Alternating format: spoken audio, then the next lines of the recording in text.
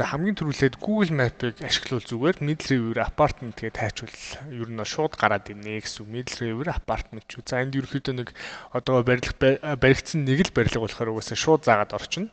Тэгээ зүүн талаасаа орно, алт отохныхоо одоо зүүн талаасаа ордон шүү. Би таарт ингээд давхар видеотой оруулахаар бүр илүү амар байна гэж бодож байна. За та нарын мэдгээр алтан отхон тэгээ зүүн баруун талаасаа ордог бол хэдүүлээгийн орох газар нь бол зүүн талаасаа орно. Автобусны буудлын өнгөрөөд баруун эргээд ерөнхийдөө алтан отхон руугаа нэвтрээд орчин.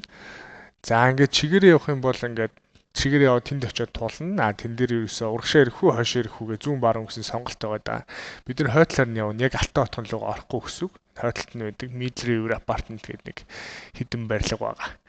За ингэж орсны дараагаар бол замаа дагаа явж байхад болно. Ингээд замаа дагаа явж ясны дараа тэнд нэг ногоон өндөр ганц байр харагдана. За тэнд харагдчихээн те. Тэрний яг урд талынх нь хэсгэр ингээд баруун эргээд орчихно гэсэн үг. За энд ерөнхийдөө бол барилганууд одоо баригдаж байгаа. Удахгүй нэг үү те гоё барилгатай болоод илүү зам сайжраад гоё болох болоо гэж бодож байна. Одоо манайх бол эндээс эхлэл хийх гээд байна.